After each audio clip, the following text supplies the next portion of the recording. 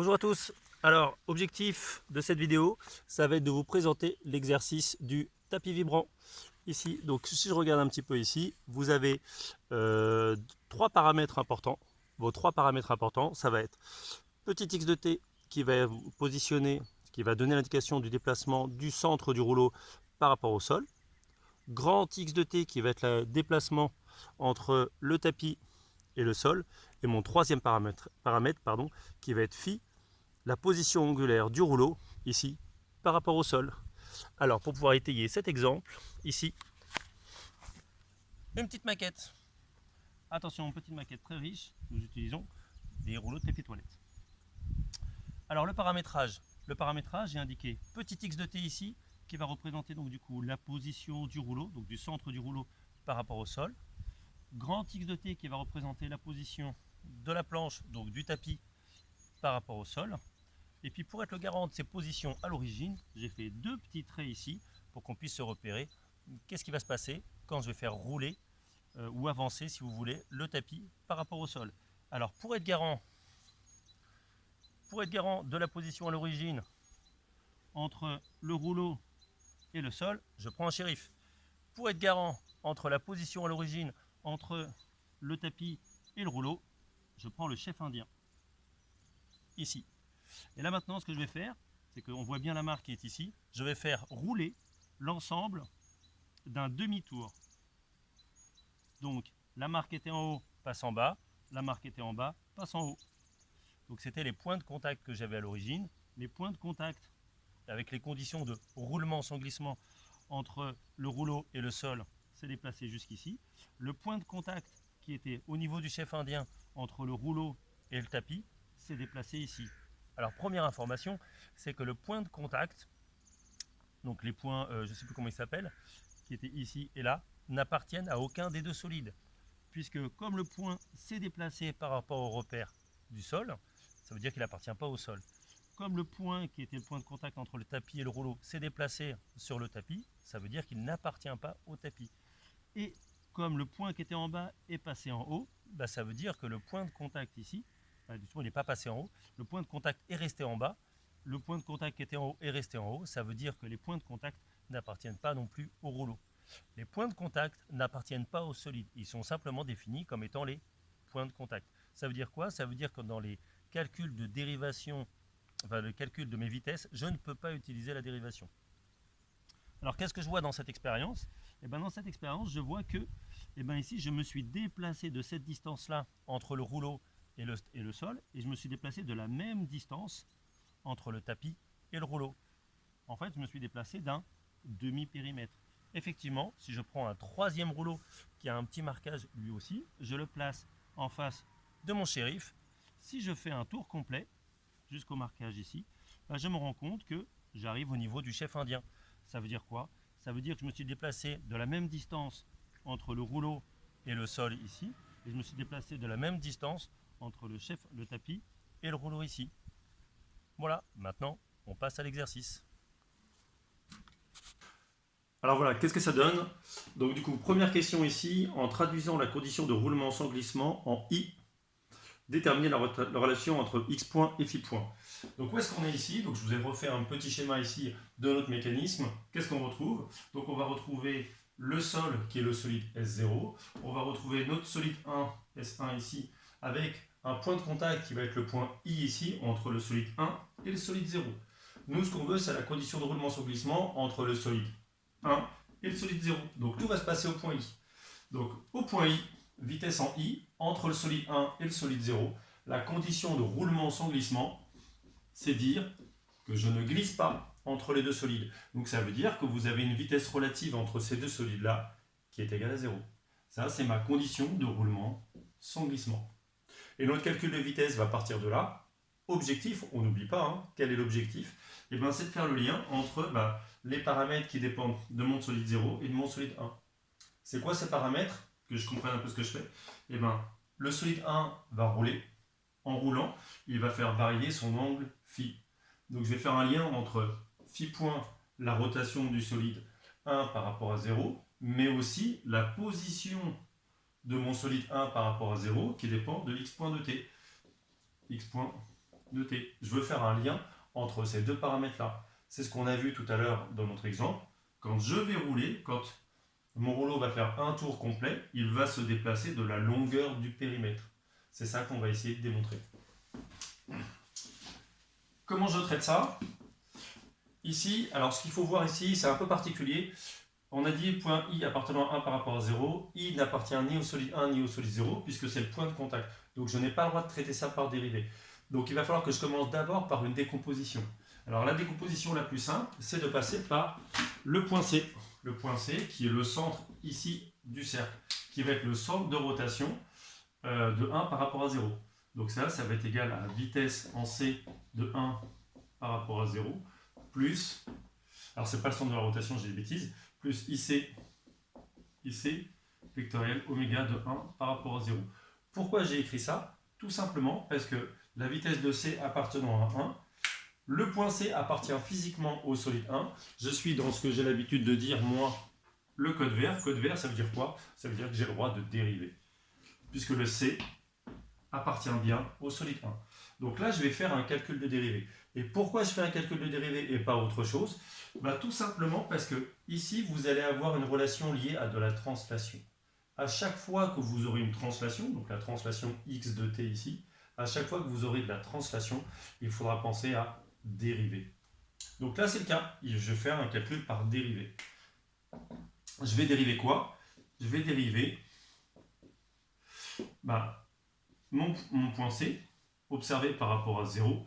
Et là, ici, il faut que je trouve un point qui appartienne au repère ici, qui soit fixe dans ce repère-là.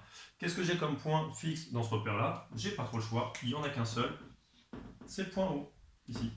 Donc je vais dériver mon vecteur OC. Plus, j'oublie pas la fin du terme, IC vectoriel oméga de 1 par rapport à 0.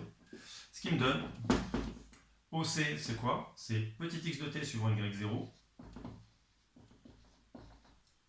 x suivant x0, plus IC, c'est le rayon de mon solide 1, suivant y0.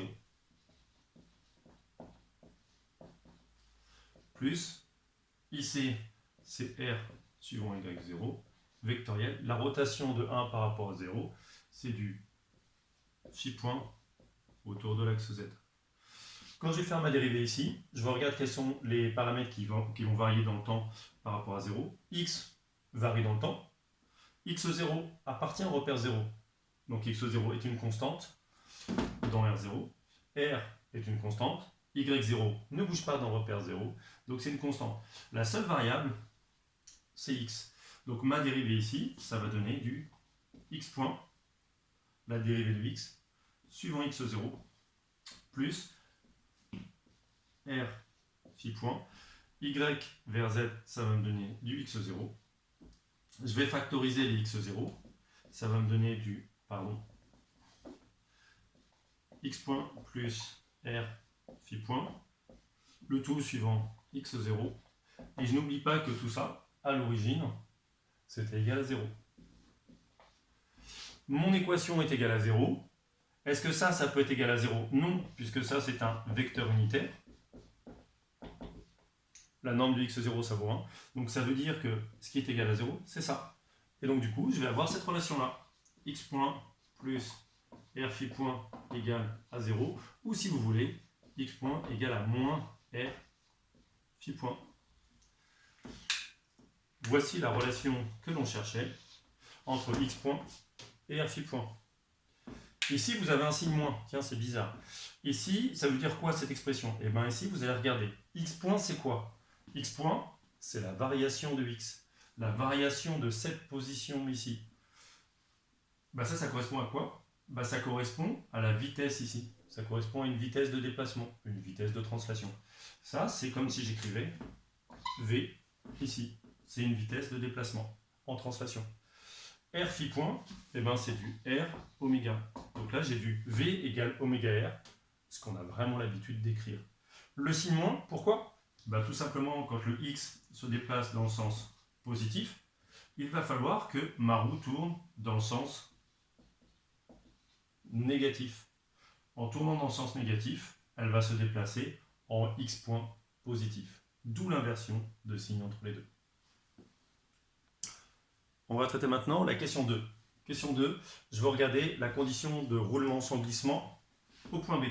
La condition de roulement sans glissement, ça veut dire que quoi? Entre le solide 2 et le solide 1, il n'y a pas de glissement. Ça se traduit sous cette vitesse-là. Vitesse de B appartenant au solide 2 et observée par rapport au repère 1 sera égale à 0. Alors maintenant, comment je traite cet exercice-là? Alors, qu'est-ce que je veux faire, moi? Je veux faire le lien entre x point de t, c'est la position du point G par rapport à mon point O, par rapport à mon repère fixe ici, qui va dépendre ici, donc du coup, de la translation de mon solide 2. Ça, c'est le mouvement, x de t, c'est le mouvement de 2 par rapport à 0. Et je veux faire aussi le lien avec le phi point. Je veux faire apparaître le phi point dans ma relation. Phi point, c'est la rotation entre le repère 1 de mon solide 1 et mon repère 0, qui est le sol. Donc c'est le mouvement entre 1 et 0. C'est le mouvement entre 1 et 0. Et bien votre stratégie, vous l'avez ici. Voilà. Si je veux faire apparaître du x point et du phi point, il faut que je fasse apparaître le mouvement de 2 par rapport à 0 et le mouvement de 1 par rapport à 0. C'est ce que je vais faire tout de suite. Donc cette condition de roulement sans glissement ici, entre 2 et 1, je vais faire apparaître le repère 0. Donc ce qui va me donner vitesse de B de 2 par rapport à 0, plus vitesse de B de 0 par rapport à 1. Vitesse de B de 2 par rapport à 0, mon point B appartenant au solide 2 ici, je vais, pour faire apparaître le grand X de T ici, je vais l'écrire au point G. Vitesse de G de 2 par rapport à 0. La vitesse du point G appartenant au solide 2 par rapport à 0, c'est lui qui va représenter le X point. Donc là, je termine ma formule de Varignon pour passer du point B au point G, plus BG, vectoriel oméga de 2 par rapport à 0. Lui, je vais inverser les indices pour ne pas avoir d'erreur de signe. Donc ça va faire du moins vitesse de B de 1 par rapport à 0. Dans cette première écriture ici, je vois une chose. Que vaut le vecteur rotation entre le solide 2 et le solide 0? C'est quoi? C'est le mouvement entre 2 et 0. Quel est le mouvement entre les deux? Ici, le sol il est fixe. Et ici, mon solide 2 va se déplacer en translation. D'ailleurs, si je complète mon paramétrage, la direction ici, c'est encore une fois x0. Donc le mouvement de 2 par rapport à 0 est une translation. Ce qui veut dire quoi? Ce qui veut dire que la rotation entre 2 et 0 est nulle. Je développe ça. Vitesse de G ici de 2 par rapport à 0, ça va être la dérivée de mon vecteur au point fixe. J'ai le point que j'étudie et je l'observe par rapport à 0. Vitesse de B de 1 par rapport à 0, pour l'écrire, moi ce que je vous conseille, puisque le point B, on ne sait pas trop à qui il appartient, au solide 2, au solide 1, c'est de faire une décomposition, éviter la dérivée. Donc pour faire la décomposition, je vais essayer d'aller chercher une vitesse nulle entre 1 et 0. Ça j'en ai une. Je viens de la faire juste dans l'exercice d'avant, dans le premier exercice. C'est la condition de roulement sans glissement au point I. Donc si je passe avec Varignon au point I, plus BI vectoriel oméga de 1 par rapport à 0 ici. Attention, il y a le signe moins qui est ici, donc tout ça ici est encroché. Le signe moins s'applique aux deux. L'intérêt, c'est quoi? C'est que cette vitesse de I, c'est ma condition de roulement sans glissement, et donc du coup, c'est une vitesse nulle. Super, elle disparaît. Donc je vais faire la dérivée de OG, et puis terminer mon produit vectoriel ici. Donc la dérivée de OG, ça me fait la dérivée, le vecteur OG ici, ça va être grand X suivant x0, plus un premier rayon, un deuxième rayon, plus la demi-épaisseur de la planche. Ce qui va me faire 2 grand R plus petit a suivant y0. Et ça, je vais l'observer par rapport au repère 0. Plus, attention, non, moins, qui est ici, BI de B vers I, je vais garder mon crochet, c'est moins 2R suivant y0. Je vais de B vers I, je descends en Y, vectoriel, phi point Z ici.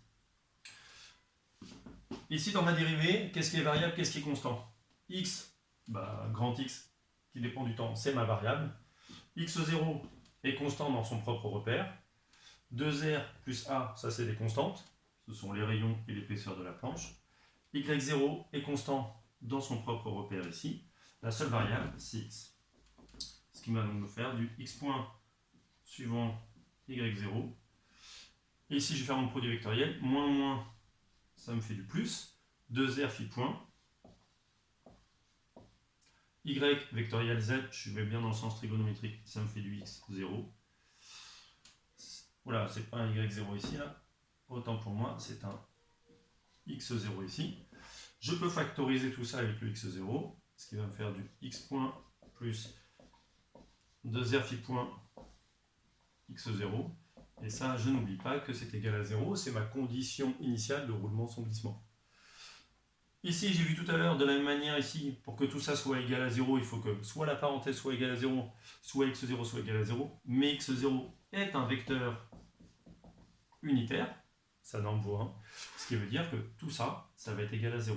Donc, ça va me donner, donc, comme tout à l'heure, x point plus 2r phi point égale à 0. Ou si vous voulez, x point égale moins 2r phi point. Voici ma relation entre x point et phi point. C'est exactement comme tout à l'heure. Je vais avoir du v égale oméga r. Sauf que mon rayon, c'est 2r. Oui. Quand lui va faire un tour complet, on l'a vu dans la petite démonstration tout à l'heure, la planche va se déplacer de 2 fois le rayon, à savoir du périmètre complet. Et le x point va représenter la vitesse de déplacement de ma planche. Le signe moins, là c'est simplement pour dire que pour que la planche parte dans le sens positif, il va falloir que mon cylindre tourne dans le sens négatif. Il va aller dans le sens anti-trigo, à savoir dans le sens horaire. Voilà. Exercice suivant. Enfin, question suivante. Si je traite la question 3, ici, on avait trouvé dans les deux premières questions x point égale moins r phi point pour la question 1. On avait trouvé grand X point est égal à moins 2r phi point pour la question précédente. Ce qui veut dire que si j'isole le moins phi point, bah ça va donner d'une part du x point sur r, mais ça va donner aussi du grand X point sur 2r. Si je ne garde que cette partie ici, ça veut dire quoi? Ça veut dire que je vais avoir, je vais vous mettre dans quel sens? Je peux voir que je vais pouvoir simplifier par r ici, là. Et ben je vais avoir du x point est égal à 2 x point. Ça veut dire quoi? Ça veut dire que la planche, la vitesse de la planche, x point c'est la vitesse de la planche, est 2 fois plus grande que la vitesse du rouleau, en tout cas du centre du rouleau. Quand le centre du rouleau va se déplacer d'une certaine distance, en même temps, la planche va faire 2 fois plus de distance. Et la dernière question, la question 4, on me demande la vitesse de rotation de 1 par rapport à 0, donc qui est phi point z, en fonction de x point. Il suffit de reprendre cette relation-là ici. Phi point, c'est égal à moins x point sur r. Donc phi point, c'est égal à moins x point sur r, le tout suivant z.